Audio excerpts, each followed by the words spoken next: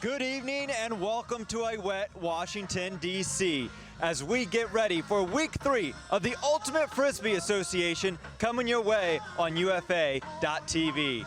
I'm Tyler Byram. This is Will Smolinski. We have a great matchup coming your way in the UFA East. First place is potentially on the line when the DC Breeze and the Boston Glory square off. Both these two teams have new key additions that are joining the squad this year that are hoping to take them to the next level. For DC, it's their head coach, Lauren Boyle, and for Boston, it's former league MVP, Jeff Babbitt. Will. McCutcheon in the handler space, not typically a spot for him unless he's playing defense. As Edmonds breaks the mark back to Lee, and the two handlers are back for this D-line. And you can see there, Isaac Lee does have a pretty good repertoire of throws. Like, he can definitely break the mark when he needs to, and I think that what he sees, though, is the high tempo matters more than throwing upfield.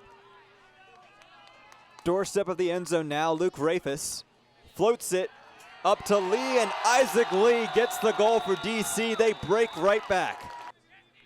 Xavier Schaefer. Now Merriman shoots it deep. He has a man. Can he drop it down? And he does. Beautiful grab there, and DC gets another break. Charlie McCutcheon, who helped generate the...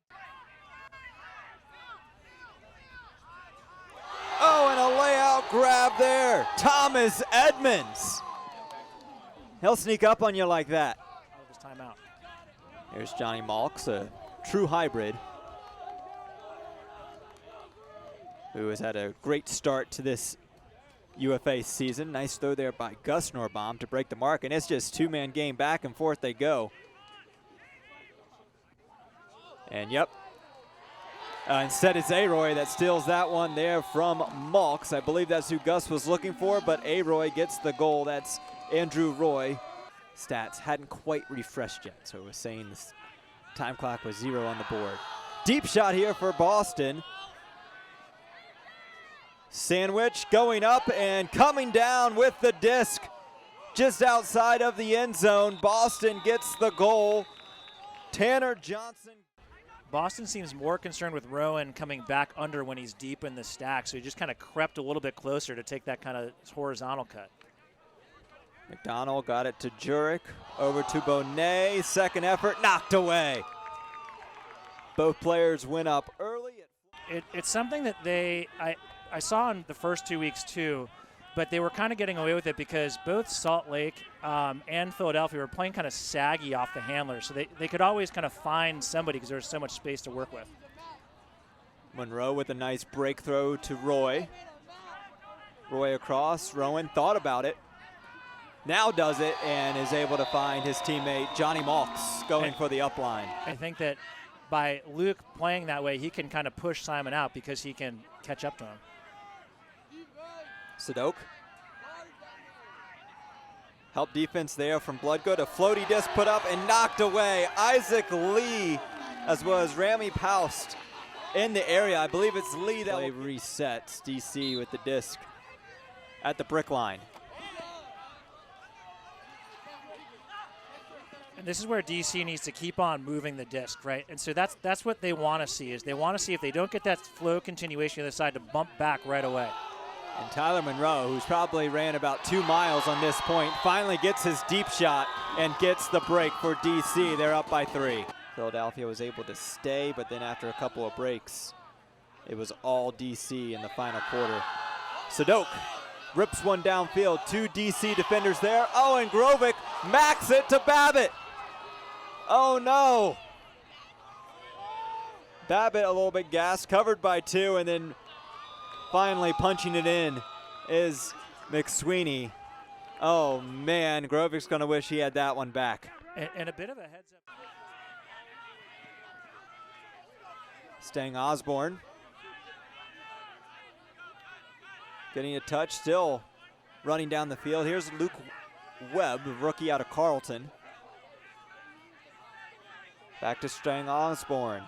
Into the end zone, going back to Webb, and Webb goes up with his right hand and snatches it down. Boston gets a break and brings it within 1. That was a beautiful throw.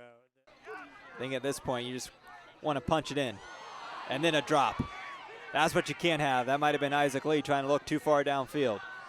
11 seconds. Plenty of time here for Boston to get a few more throws off. 7. Sadok with a mark. There may have been a foul there on Grovic. And then the grab in the end zone. What a play by Carapella.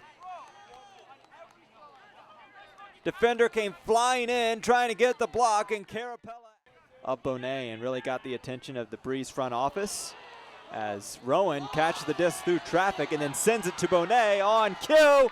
He makes the catch and the goal. 10-9 DC. Sunday, Babbitt, Merriman leaves his feet. Mark was open there for a moment. Sadok to the end zone, knocked away. Jace Dean making his presence felt. As DC looking to get the break and then a turnover by Gus Norbaum. Transition chance here for Boston as everyone tries to regather themselves. Davis to McCann, low throw. Picked up there by Borth. Scoopered over and drops into the chest of McCann. Gus Norbaum got a hand on it, and it just dropped down into the awaiting arms of Brendan McCann. And here's the turnover. I think this is DC having too many people in the backfield. Both Andrew Roy and Rowan back there is confusing thing. I don't blame him, maybe trying to kill the clock a little bit and then calling that timeout. Oh, but the block by Tyler Monroe. He read the play from the start. Saw the man coming, the slow release, and he got it. Minute 4 left to go. Tie game here in DC. The break, Monroe toes the line. He's out, and he throws it in. Not the bookends, but Tyler Monroe wins that point there for DC and may just be enough to give them the game. That small offensive space that DC tends to. Colin Sunday with the disc in hand. 7.6 was the amount of time they put on the clock. Sunday has to put it. He has a double team. Rips it through. In the end zone, it's tipped. Tyler Chan can't make the grab. Babbitt had a hand on it. A collision with Merriman and Miles Grovic, and DC emerges victorious. What a way to end.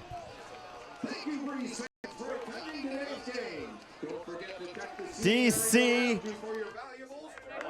knocks it away, stops Babbitt and company from getting the goal, and they are able to take the 12-11 victory, and DC moves into first place in the UFA East.